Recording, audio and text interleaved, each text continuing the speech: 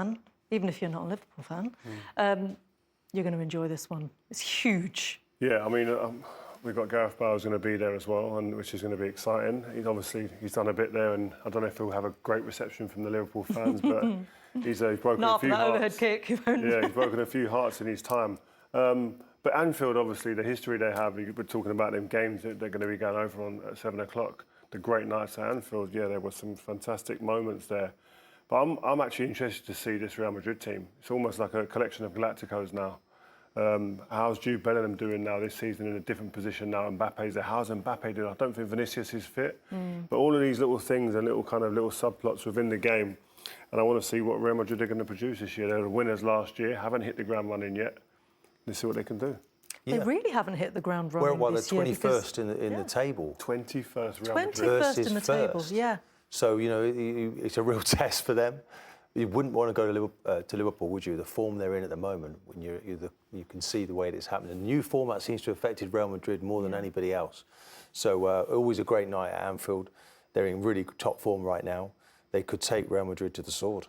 Didn't you used to think, though, if you was lacking a little bit of form, that when you went to the bigger clubs, you turn it around. There was something there that you almost got more out of you in them games. It was easy. It's easier to focus.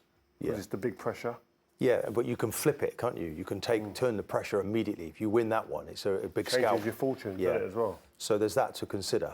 But Real Madrid will know this Liverpool team seem much more measured, much more controlled, and I think they'll take that into the game. It's interesting, isn't it? Because Ancelotti has had this side to work on, but then he's got the new additions, and as you say, sort of working out this dynamic between Bellingham and Mbappe. But Slot has come in and just taken on this team that Klopp had left behind, and it's funny that it's Slot who is the one who's soaring at the moment, and Real Madrid have looked really delicate at times, particularly in this competition. I think with Slot, I think he's been very, very kind of astute in going in there and looking at it and going, do you know what? There's a basis of a good team here, the nucleus of a good team here, some very strong and big individuals of experience. Do I have to change loads immediately? No. He's tweaked a few things and they've adapted very well. The players have bought into it. He seems to have great communication skills when we've seen him on TV. That obviously translates in the changing room, and he's getting the best out of a lot of players. He's tweaked a few. Gravenberch is one player who he's tweaked his position a little bit, and he's firing on all cylinders. And Mo Salah is doing what Mo Salah's done for the last 5-6 years, scored goals and been decisive. Seems to be really getting the best out of Salah, that he's not actually being offered a new deal. It's like he's playing angry. And it's like, don't forget me. Off comes the shirt. You know, I mean, still in fantastic shape. Don't be saying I'm too old for this. I thought we needed to do a few more sit-ups. Well, yeah, I thought that as well. Like an ab or two. Yeah. Why don't you go in training room?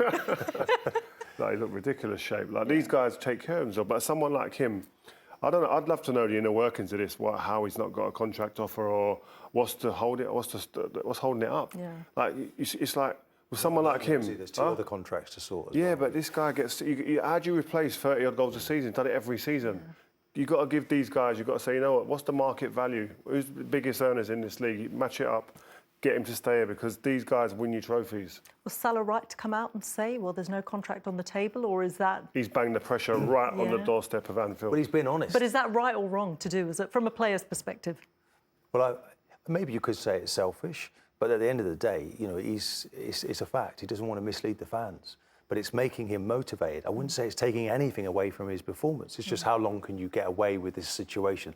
Eventually, they're going to have to resolve it. I like the transparency of it. I like the confidence. I like you know who I am. You know what I give you. Let's talk. I like that, and I think that, as I said, it puts pressure on the club. But I don't think he said anything out of turn, and that's the key thing. I think he hasn't been disrespectful in that sense for me. He's just given cold facts and said, right, where are we? He's putting the pressure on Liverpool, and Liverpool might be putting the pressure on Real Madrid.